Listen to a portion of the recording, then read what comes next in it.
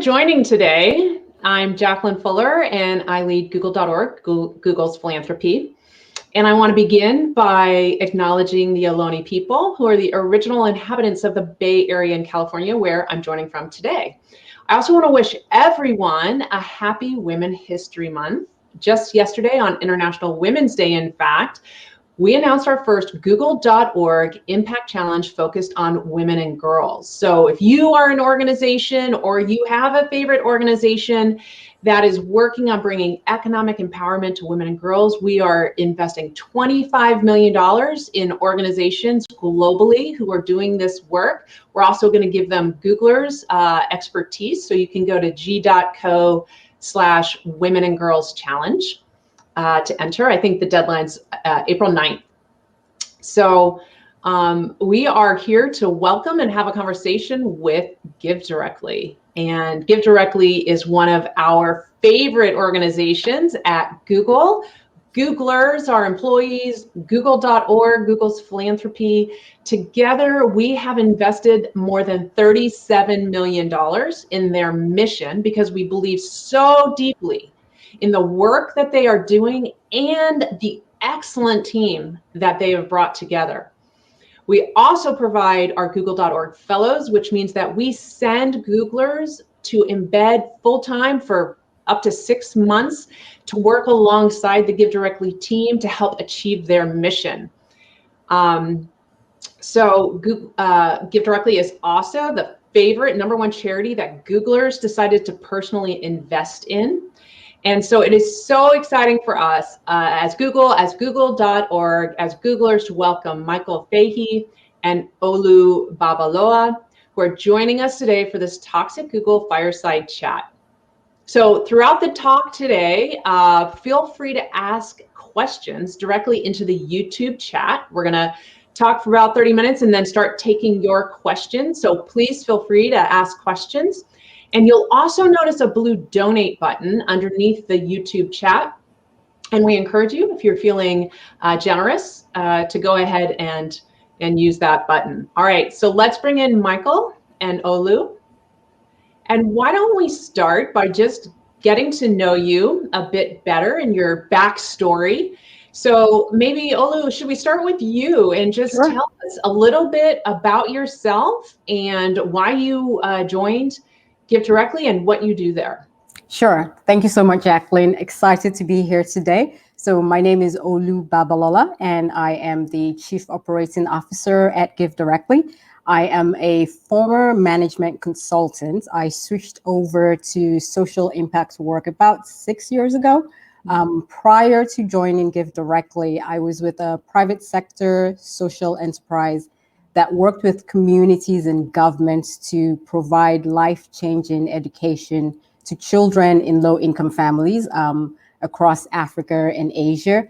When I left my last organization, I was pretty intentional about joining another social impact organization that was bold in its approach and guided by really strong values. I was drawn to GiveDirectly, primarily because of the work, but also because of the simple yet very powerful premise that people living in poverty really deserve the dignity to choose for themselves how best to really improve their lives. One thing that has really surprised me and really excites me about this journey is how deeply ingrained GiveDirectly's values are in everything that we do. It's very rare in my experience, at least, to see all levels of the organization fully embrace the organization's values in their everyday activities. And that's something that I'm really excited about. Awesome. Michael? I'm still learning the basics of technology. So I'm Michael. I'm the co-founder and CEO of GiveDirectly, and just should start by really thanking Jacqueline and Google, not just for the 37 million, which has been tremendously generous, but for taking a chance on us back when we were just a few people almost a decade ago, and really not only hadn't done much as an organization, but at a time when the idea of giving cash to people was not only foreign, it was, in the words of the New York Times, crazy. And I remember that meeting.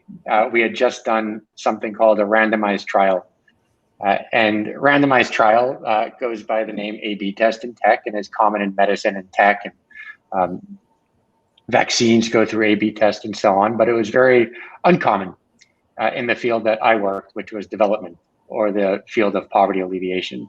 And it wasn't really until the early 2000s that people actually tried to test what worked and what didn't work in a rigorous scientific way. And what we learned, and I was doing a PhD at the time in econ, was that a lot of what we thought and hoped would work well didn't work as well as we would have liked. And this very simple, intuitive, counterintuitive idea of giving people money to make them less poor worked shockingly well. And we had those results, and Google was willing to engage us with table after table. We had terrible presentations of lots of numbers, and really dug in. And not only dug into the numbers and the evidence, but actually challenged us to think a bit bigger. We had just been working in Kenya at the time. I think we had asked for, I forget the exact number. It might have been $50,000 or $200,000. And Google said, "Why are you asking for so little?" It's like, gosh, I don't even know what I'm going to do with 200,000. So they pushed us to think bigger on that and said, you know what, we look forward to the time when you're actually moving $1 billion plus, and that's what we want you to be building towards. And last year we were very fortunate, and the donor and the recipients were even more so, and that folks raised about $312 million for those in need. And most of that will wind up in their hands and not get lost in middlemen or other folks along the way. So that's a very quick intro, and turn it back to Jacqueline. Yeah, I mean, I'm just kind of laughing as I remember that initial conversation with Michael and Paul coming to Google. And I think what really excited us when we heard the vision was that we knew that this was a vision that provided dignity for the poor.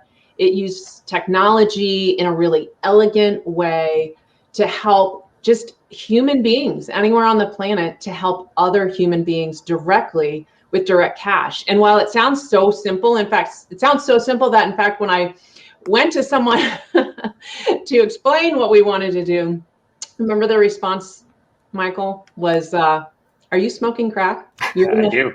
You're gonna solve poverty by just giving money to the poor." But there is something about just the immense ability to scale this solution and have it work in so many different environments. So that vision that you guys brought at the time really excited us, and I think that's why we came alongside you early on. But Olu, why don't we hear from you about, we've got a global audience today, and tell us a bit about how this system of direct cash transfers works in an emerging market context, and maybe some of the particular challenges that you're encountering when you're working somewhere, say Liberia or the Democratic Republic of Congo. Mm-hmm. Sure. Thank you, Jacqueline. So I think another way to think about this is what types of challenges are we, daily overcoming, and how does cash, being digital and being so secure, how does it become a really viable solution in, really tough environments? And so, you mentioned Liberia. A couple of, operational challenges that we've overcome is that in Liberia, unlike in Kenya, mobile money penetration is quite low. So not only are we working with our recipients and providing physical phones to recipients, we're also helping them sign up for mobile money. We also are providing education on how mobile money works and how you use mobile money. And so these are some of the challenges that we're overcoming. Another example would be when you sign up for mobile money, most of the time you need a national ID to register. And a couple of things that we've done is like working with community leaders and the government and telcos to figure out how do we enable a community leader with a national ID go along with the recipients to register their SIM card and therefore get access to mobile money. Another challenge would be around cell phone coverage, right? Cell phone coverage in certain parts of communities that we work with is low. And so we identify cell phone towers and we let recipients know where the nearest cell phone tower is and where they can go to get cell reception.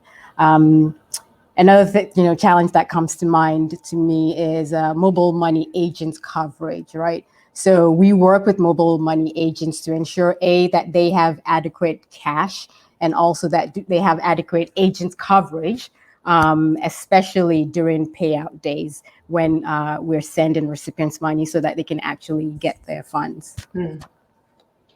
Michael, zooming out a bit for a moment, why is cash so compelling? A lot of organizations like to donate a cow or, donate food, for example. Why is cash so powerful? I thought you were going to ask the opposite question, which is why has cash been so unpopular for so long? Is when you look at the actual evidence, so little of philanthropy goes as direct cash. And I think it is appealing to give the goat or the cow things that are way more adorable than cash. But the appeal of cash, I think, is twofold, really. One is that it works. There is more evidence on cash. It has been evaluated more than any other intervention. So people that receive cash spend it well. The second thing is that it actually empowers them to pursue their own dreams. Every person will be different and have their own needs. And you just can't say that enough. Go to a village, you can meet 3 neighbors that by all kind of observable metrics might look quite similar age, similar number of children and so forth. And they're struggling with impossible choices. The choice of whether to feed their newborn, send a daughter to secondary school, or maybe invest in a business. Now, those are really hard choices. And there's a core question, which is who should decide which of those is best? Is it better to feed your newborn or to send your older daughter to school? Now, I could sit in New York or DC or London and make that decision for someone, but why not let them make it themselves? Especially when we know from the data that every person is going to make that differently. It's not like one village, every person is going to make the same decision. So let's give them that choice, and actually let's give the recipients control over the resources as opposed to, frankly, folks like me. Well, Olu, it is, this is March, it's Women's History Month, and I know some of the compelling data and evidence that I've looked at with you all has been around what happens when you give women in particular access to free unconditional cash. So would you speak about some of the data and evidence that you see in terms of cash going directly to women? Sure. So what the evidence shows is that both women and girls benefit as much as men and boys do.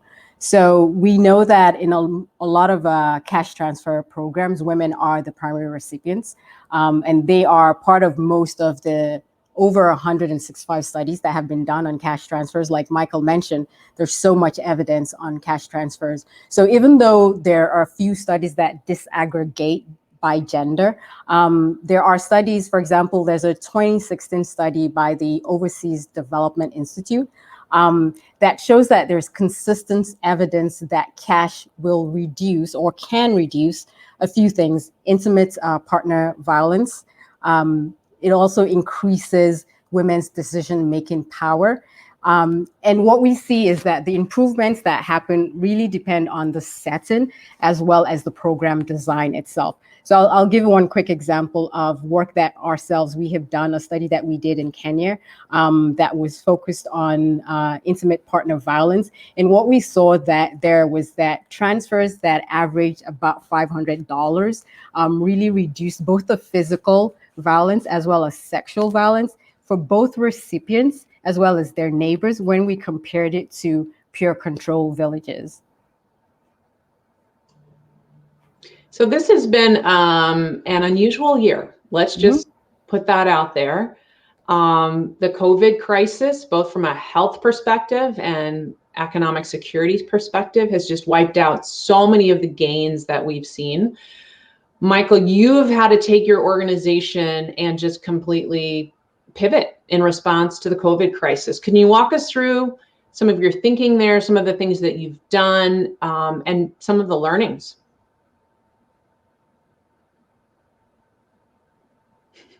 Babe, you're on mute again. A lot has happened over the last year. Eventually I'll learn, maybe the third time. So COVID brought a series of new operational challenges.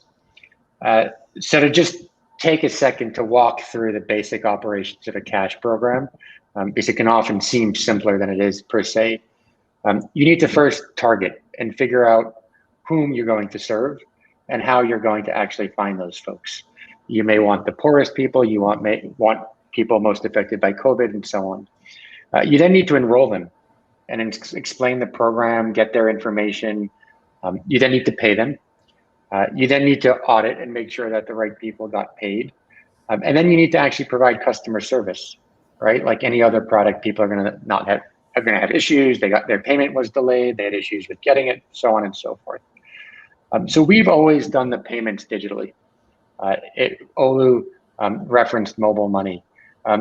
Mobile money has transformed kind of financial inclusion in the emerging market. I think a lot of us might be familiar with Venmo, which is great.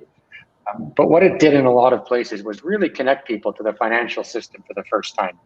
So I've got a phone in my pocket, I can get money on it, and then I can go to any local shop and collect it as cash. So GiveDirectly had been using mobile money for a while, but doing a lot of the other steps manually. So we would go and we'd visit people at their homes, we'd collect information, we'd talk to them, we'd enroll them. COVID essentially made that impossible. So we no longer could go host a village meeting, go door to door. So we had to think about how are we going to scale the response, because the need was as great as ever, and do it in a fully remote world. And what we were essentially pushed to do, which we had been investing in a bit before with folks like Google, was transform that whole change from targeting, enrollment, payment, monitoring, audit, and customer service to digital. So what does that look like? That looks like actually collecting information in advance. So for example, in Togo, we had folks were able to opt in and provide their phone data. Togo also has a shockingly high rate of phone ownership, about 93%. And on that phone data, you can actually use algorithms to identify who are the poorest people. Once you do that, you can then send them a text message and say, you're eligible for this program, click here if you'd like to partake. They click, and then they get paid digitally immediately. Now that's amazing. So when we first had this conversation with the government of Togo, there are conversations around, well, how do we do a program like this? This will take years to go door to door. And that transforms that into a matter of days, weeks, in a fully remote context. So I think that's a really powerful example of how we had to shift ops. Now, in terms of what we do, that hasn't changed. We still give folks cash. It is still no strings attached cash. They can use it for whatever they want. Now, you may say, and folks said, well, that's great. Really nice of you to give people cash, but if the markets are shut down completely and people can't go anywhere, what are they possibly going to do with it? And we actually looked at this, and there's a recent paper with Tavneet Suri and Abhijit Banerjee over at MIT. And it shows that the effects of cash during COVID were quite similar to those outside of the COVID period. So people still increased their consumption and investment and other things.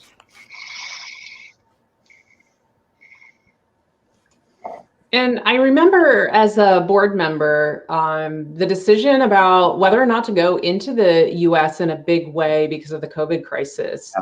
Michael, Olu, maybe hearing from both of you, I mean, it was such a significant shift in strategy to go big in a context like the US. So just your thoughts on the role of direct cash in a place like Kenya versus a place like Kansas.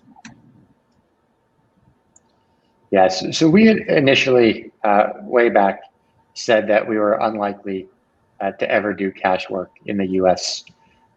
The reality is that most of the evidence that we have on the impact of cash is in the emerging market. And that's just a function of cost largely, which is the amount it would cost to run some of these projects in the US is a lot higher. But there's increasing amount of evidence on the US as well. So we said that because kind of the poverty, the extent of poverty in places like Liberia and DRC is unparalleled.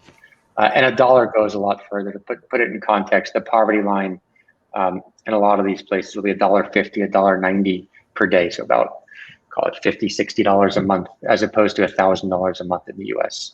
So a dollar certainly goes further. But what we heard from donors is that not only did they want to give international, but they wanted to give locally.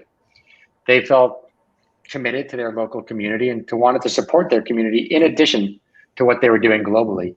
And they wanted to do it with the same humility, the same respect for the recipient, and the same degree of empowerment that they were doing internationally, and just weren't finding the places to do it, which is why we ultimately decided to do it. There's a question about whether this would shift resources from one place to another, and that doesn't look to be the case. It was quite the opposite. I actually think it's brought a lot of attention to the broader push we're making, which is to create a sector that puts the recipient at the center, a sector that is more about the individual than it is about the donor, and a sector that is doing things that are evidence-based and cost efficient. And there's lots of work going on in the US, there's lots of good work, but why not also make that opportunity available to give directly here? I'm going to switch over to audience questions in just a couple of minutes. So just as a reminder, if you have a question, go ahead and put it in. But Olu, I want to ask you about the technology aspects. I mean, one of the things that I think makes GiveDirectly so attractive to the employees of Google, for example, is that you use technology in really thoughtful and clever ways. And I know, for example, we've done some work together around artificial intelligence and machine learning. I would love to hear from you on your perspective on how these kinds of emerging technologies can help you do your work better. Yeah, and thank you for that, Jacqueline. Michael touched on it briefly when he referenced our work in Togo and how we have used both machine learning and cell phone data to target recipients in very poor areas. So, you know, the way we see this is that it allows or expands the ability to very quickly scale, especially in the kind of environment that we're in right now, where with COVID, we need to really focus on contactless methods. And so we've been able to use, in Togo specifically, have been able to use both the machine learning and artificial intelligence to support the phases of our work. So like Michael listed out, you know, earlier, we do targeting, which is we identify the enrollees, we enroll people, we pay people digitally, and then we also follow up. And what technology has allowed us to do is to be able to do that end-to-end digital implementation at scale. It's interesting to see governments also really, you know, coming behind this and using this technology to reach a very large population of their communities. So one last question for me, and then we'll hear from our audience. You know, Michael, one of the things that we sort of brainstormed together is how, in addition to the funding and the donations that Google and Googlers were providing, if there was a way that we could actually roll up our sleeves, work alongside you, and provide technical expertise. And so we have sent teams of Googlers to work with you. And we have had some bumps in the road. You know, it's always an adventure when a nonprofit, you know, culture and a tech company kind of come together. So not all rainbows and unicorns, but a lot of rainbows and unicorns. So maybe just share how that's gone, and maybe some lessons for other companies or tech companies or other people who want to roll up their sleeves and offer their expertise. Yeah, for sure.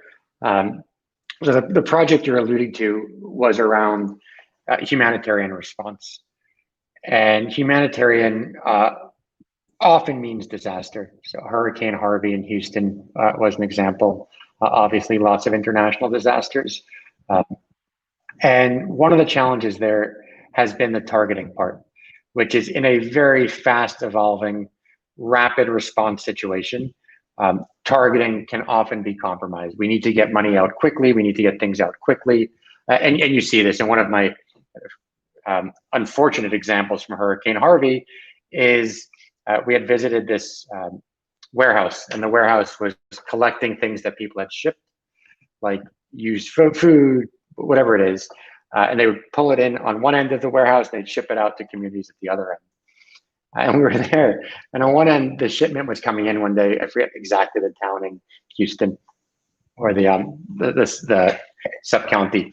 And then a few days later, that same stuff was going back out to the town that shipped it to them. And that just gives you a sense of how hard it is. And what you all helped us build was a system that lets us input lots of different data, where the hurricane created the most damage, where it hit, plus poverty, plus where other orgs might be responding, and integrate that to really pinpoint where we're going to target our response. And that's now become generalized and is something that we're going to use for humanitarian response elsewhere. So I think there are lots of these opportunities for tech companies to give, not just financially, but also to lend expertise and get involved. And I think it's a mutual learning. So I hope it's a good experience for all. Awesome. So why don't we open up now to questions from our audience? Okay. So from Evan, what are eligibility requirements for people to receive from GiveDirectly? Is it a simple maximum income, savings, poverty level?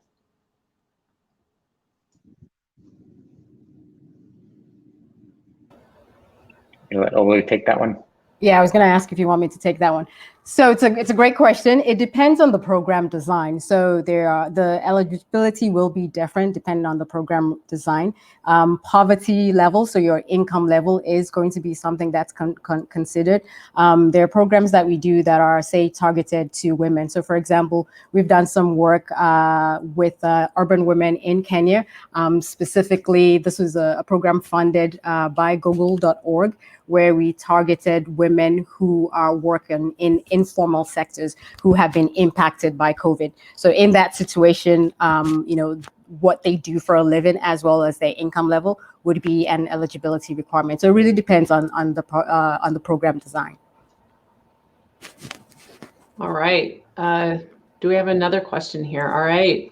From Merrick, as your organization grows, do you see fraud becoming an increasing risk? Not just that it takes dollars away from those who need it, but also that it could be damaging to the perception of direct cash relief. I know you get this question a lot about fraud. So I am here to break the true but bad news that fraud exists in every development program. And if folks tell you otherwise, they're not being fully transparent and honest with you. And we have had fraud since the beginning, and we have fraud today, and it evolves over time. I think one of the challenges of the sector, and then I'll talk a bit about how we deal with fraud, is that what makes philanthropy different than business? And the answer, in my view, is that the person that pays in philanthropy is not the person that benefits directly. So if you go out and you buy an Android phone, you bought the phone. If you don't like it, don't buy another one. And that's not the case. So what happens is donors ask, well, how did the project go? Was there any fraud? And they don't really want to hear the answer of, well, actually there was fraud and some of your money was lost. So there's a bad cycle that's been created where I actually think we're not investing enough time looking for fraud and then stamping it out as a sector. So we do as an org. And to give you some sense of how that works, we have a completely independent field team whose job it is to audit our main field team, not in the traditional financial sense, but in the sense of they will go door to door and collect information on people to make sure the information we have and the information they collected aligns, so that we're not enrolling people's family, that people didn't pay bribes to get included on the list, and so forth. And we actually have protocols. Those two teams, our independent audit team and our main team, have not met. They work out of different offices. So this is just one of many, many kind of protocols we have in place. And I forget the exact number for last year, is probably 0.4% or something in that range of money that will leak as fraud. And we include that in our cost of transfer, because that is a cost. If you give us $100, not only do we need to pay people salaries, but some of that's going to leak. So the question we ask ourselves on efficiency, which is a question I'd encourage everyone to ask, is if you give us $100, how much winds up in the hands of a recipient after every cost is paid? Not just the overhead, but every cost. And in our case, it'll depend on the project. In the US, we got 99% of every dollar, or 99 cents on every dollar. In the African projects, it'll often be 85 to 90 cents per dollar. And you've also made the choice to be very transparent about fraud, which I think is also a real leadership move to help lift the sector to be more honest and transparent about when fraud occurs and then mitigation afterwards. We hope so. We hope that we're creating the space for people to talk about it, because if the expectation is zero fraud, and if it goes above zero, we need to write a 20-page report to our donor, who then needs to write a report to their boss about why there was some fraud. Nobody's going to report fraud, and no one's going to look for it. And the folks that suffer from fraud are the recipients. That's money out of their pockets at the end of the day. So I'm hopeful that we shift that a bit in the sector. Yeah, and part of that is funders need to be better. We need to be more willing to invest in things like evaluation and fraud and be more realistic. Okay, I think we've got more questions from S. Johnson. In some places, there is a problem with people raising prices on essential needs, rent, water, electricity, when a group of people in an area get cash relief. Have you seen this when you give cash? It's a great question. So I'm an economist, as I mentioned, and the economic model says that when you drop cash on a place, two things can happen. One is prices just go up. So there's no real impact of the cash, prices just increase. Or the other is that there is a real impact of the cash on productivity, on output. And there are arguments that you might make for either of those. So this becomes largely an empirical question. There are a number of papers on this. The one that we most recently did, and the biggest, looks at exactly this question. So we gave money to entire villages. So the A/B test was randomized. Some villages and towns got and some did not. And then the researchers looked at what the impact was on prices and economic activity. And there are a couple of results. So one, the impact on price was tiny, and it was quite precisely estimated. I forget the exact number, but I want to say 0.2%. It was quite small of an impact on price. The second thing was that you actually saw the output of the economy increase. And you may say, well, why is that? And it seems to have been through a demand-driven impact. Now, I'll give you a very simple example. The person that goes in to cut hair all day has to sit in the barber shop for 8 hours, but maybe only one person comes in who has the capital for a haircut. You give money and now 7 people come in. So the person is working the exact amount of time, but has been more productive, and you've actually increased the output of the economy. And the third piece of that project, which I think is arguably the most interesting, is they actually looked at the impact on cash on the people that did not receive cash, which is something that I think has too infrequently been looked at in the development literature. So not only what is the impact on those that got, but what is the impact on those that did not get?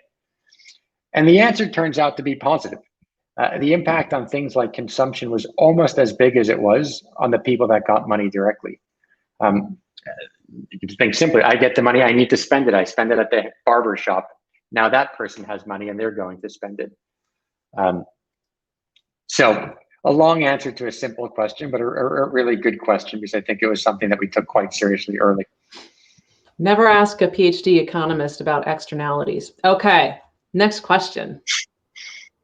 All right, so Zari, so appreciate your recognition that for untold billions, cash is still the preferred means to transact. Can you talk through whether there are hurdles with access to phones you've had to overcome? Although I think you made quick reference to this, but maybe expanding on that. Sure. So that's a great question. And the answer is yes. And so part of some of the programs that we run is during the enrollment in the census, we actually will identify recipients or potential recipients, so enrollees who do not have physical phones, and we actually will give them physical phones to enable them be able to access mobile money. We also will support them with SIM registration with mobile money agents. So those are definitely hurdles that we've been able to overcome. That's probably particularly important for women who have much lower possession rates for phones and usage rates. Mm-hmm. All right. And I remember, I was going to tell a quick story if we have time. I remember we had this question early on. So because we started in Kenya, which was it is a place with really strong mobile money, the question was, can you do cash in a place where folks don't have phones or don't have mobile money access? So we challenged ourselves and we went to northern Uganda, and we found one of the most remote places we could, where there are very few phones and no mobile money. I think the closest mobile money was about a 12-hour hike plus ride away. And going up this mountain is amazing, because you can hear the baboons echoing, and you're watching your feet for snakes. And you go up and you say, well, we're giving you digital cash. It's like, well, what's that? So we give out SIM cards, right? Because not everybody needs a phone. The way it works is if you have a SIM card, you can plug that into the mobile money agent. It's just a very small ATM card is a way to think of it. And it was amazing what happened, which is we told them we're going to send you money in a month, and we told them the date. And as the time got close, they would have someone with the phone on the part of the mountain that got 1 bar, and they'd wait for the beep. And once the beep came, they sent a few people to take the 12-hour trip to a mobile money agent and collect money to see if this was real. And they got money, and they saw it was real. And the mobile money agent said, wait a second, everyone has money and they need cash? I said, yes. He said, well, this is a business opportunity for me, because I get a little bit fee and commission for cashing people out. And he went all the way to the village. And as it turned out, everybody cashed out in this village. And it's just this amazing example of the market working and people being resourceful in a place that you would have looked at and said, there's no way that cash is going to work here. Great. Okay. Salvador, do you provide personal finance tips or training to recipients? So we've done small things like savings nudges or planning nudges, but not full-blown training. It's an interesting question on training, though, because training has been a very popular intervention in the development community. The World Bank has spent, I believe, hundreds of billions on various training programs. And recently, we did a project with USAID, which is the development arm of the US government, where we compared a cash program to a traditional training program in Rwanda. And the result was that cash did better on every outcome, with the exception of business knowledge. So the training had the direct impact of people were smarter about business, or at least did better on the test on business. But on every other outcome you'd care about, income, consumption, so on, cash actually did better than training.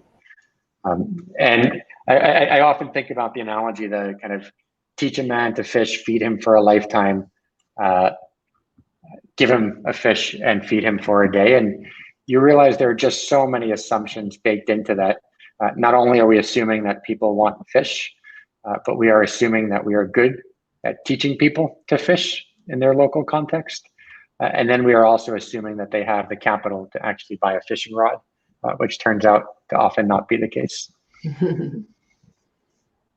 All right, as we're serving up, okay, here's one from Rowan. Are there types of wraparound support that are particularly effective when paired with cash assistance that help augment its impact, such as mentoring?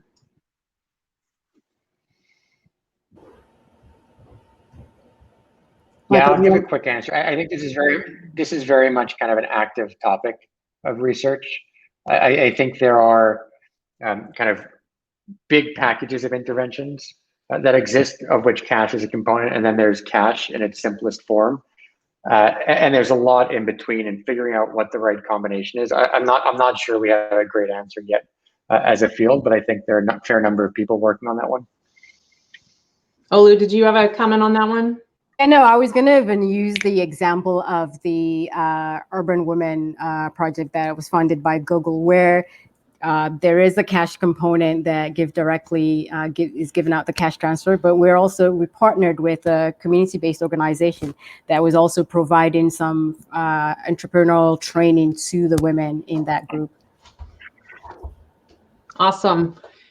So I see one in the queue I'm just going to grab before we do Farah's one. So it says, GiveWell is an effective altruism-focused charity. We all love GiveWell, by the way. But it does calculate that some charities are significantly more effective. Here we go. This is from Emma. Up to 20 times more effective than GiveDirectly per dollar spent at improving recipients' lives. So, how do you make sense of this, that there are certain interventions that there is at least some data to show are more effective than cash? Yeah. So I'll start by saying, if everybody was giving to bed nets or deworming treatments, I think I would certainly be very happy. I think those are extremely effective interventions. So having said that, I'd say two things. So one is that cash is as much about kind of individual choice and tough moral trade-offs as it is about the evidence. And what I mean by that is that the entire premise of cash assumes that we and donors don't get to decide what best looks like for an individual. And that is a different frame than what we have often taken as a sector, where we try to compare two interventions and say, well, which one of these is best? And cash says the answer to that is what the recipient decides is best for them. And you can go back to the initial anecdote that I had told, which is if one person spent the money on education, another invested in their business, and another, let's say, expanded the size of their house to spend time with their family, which is best? And there's the economist answer. There's the public health answer. There are many different subjective lenses we can put to weight the different outputs. But the core question, to me at least, is who gets to put those subjective weights? Who gets to decide where the resources go? And even if you don't believe that the recipient should get to make all of the choice, the history is that recipients have gotten to make almost none of the choice. They've had almost no control over the resources in the sector.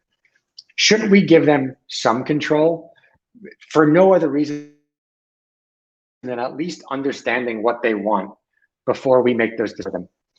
So that's the first piece. The second piece I would say is a reason why I'm also very excited about cash, which is cash is not just about the direct impact. Cash is about sector change. I think we're not here to just move $300 or $100 million to individuals. The international aid sector, ODA alone, official development assistance, is about $150 billion. And what often happens is that we'll debate the best or the second best or the third best interventions, but those make up an infinitesimal amount of that big sector. And just to put that in context, I forget the exact numbers, but I think GiveWell, who is doing incredible work, has moved or has affected about 150 or $200 million of donations. So 200 million is great. And I hope that goes to things as effective as deworming and bed nets.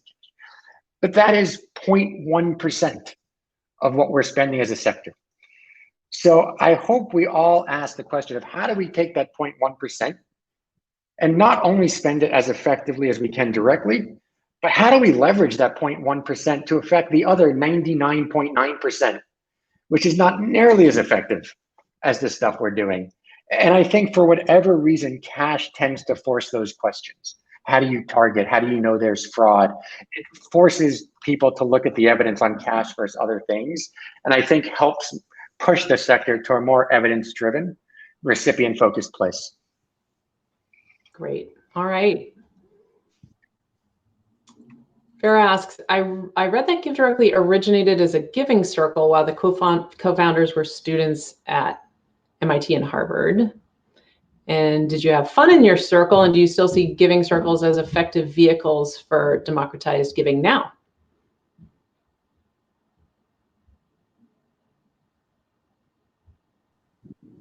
Michael, maybe you can tell the origin story and Olu can let us know about giving circles. Yeah, the first part was, do we still have fun giving?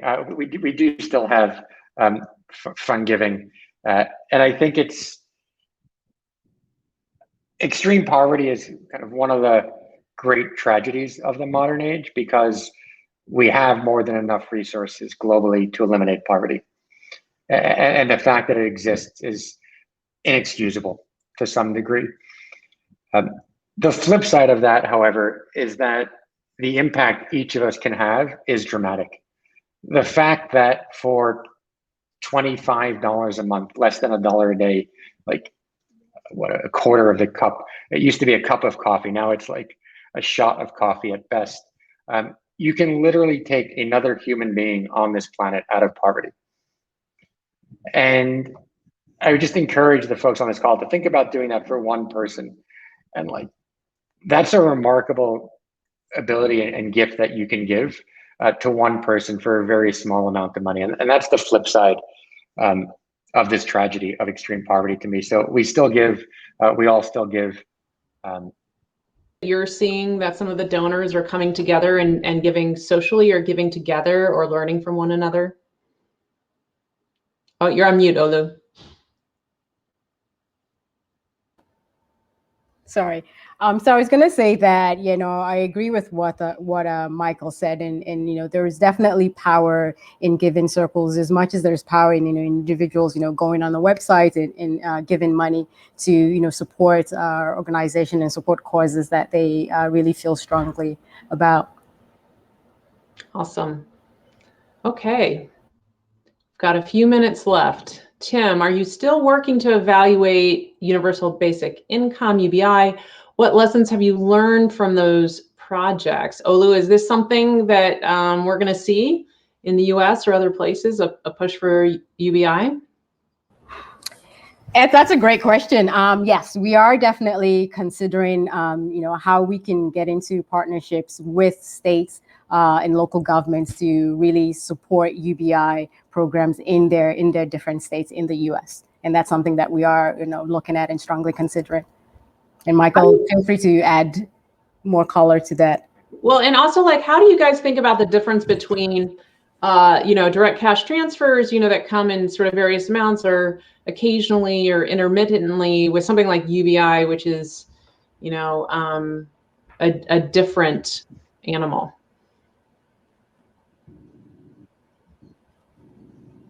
Michael, do you want to take that? Sure. It's a tough one, and the media has not made it easier for us. I'll spend 30 seconds articulating the differences and then try to give an answer. So universal basic income, the way I think about it and the way we think about it as an org, is a very specific type of cash program. It is universal, so it means everybody gets. So most cash programs will target to the poorest people in a region. It is basic, so it's not a lot of money.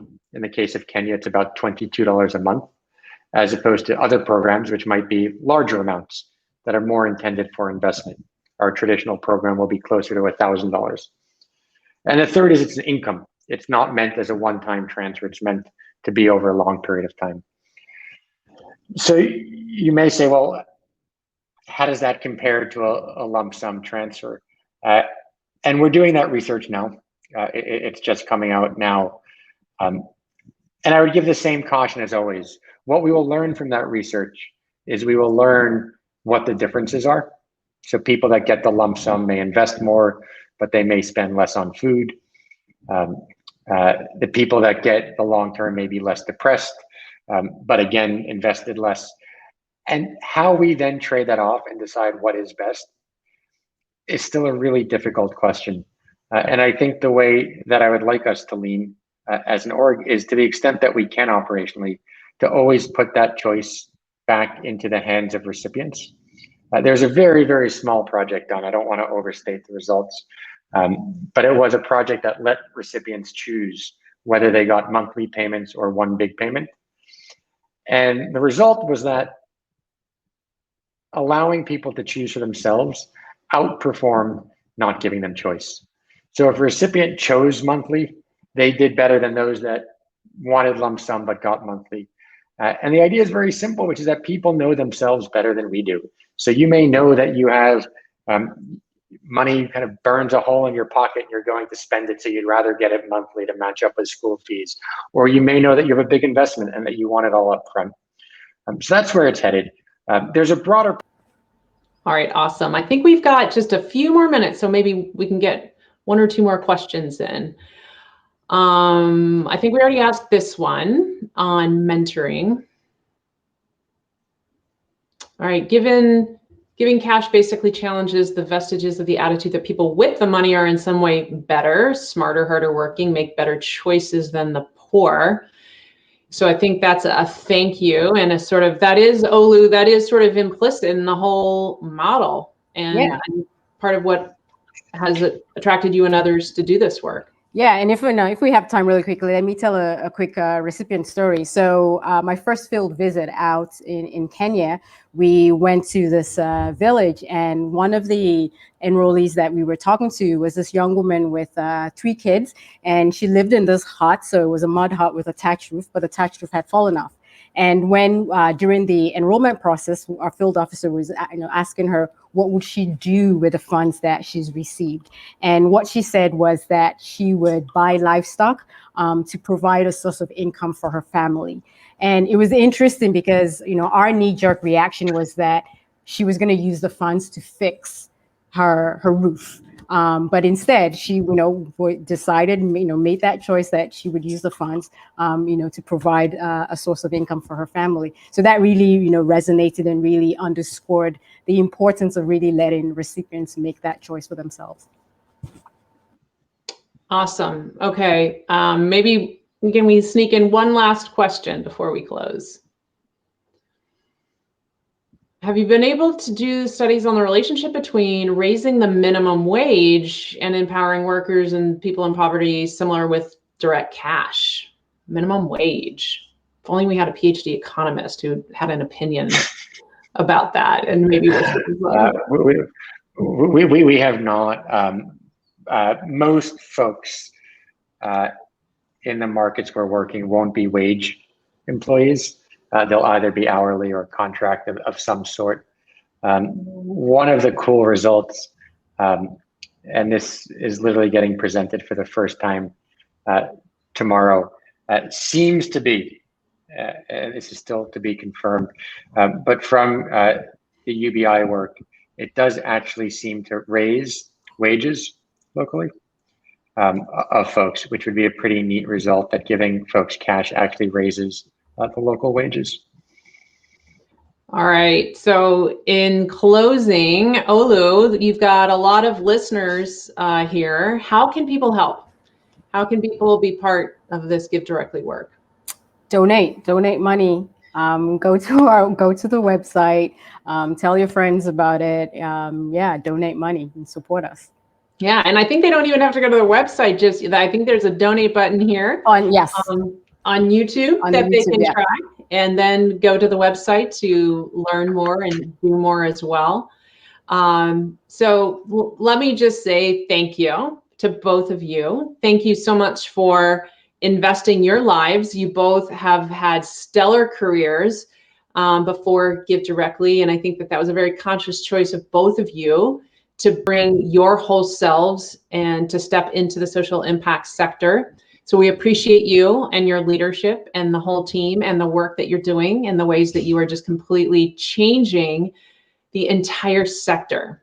And that's super exciting when we can see new models like GiveDirectly, new approaches that are not just doing the direct work so phenomenally well, but also shifting the entire mindset of people around how to give and the impact. So thank you very much. I want to say thanks to our viewers as well for dialing in and joining with us today. We hope you took away something valuable from our talk. And until next time, Take care.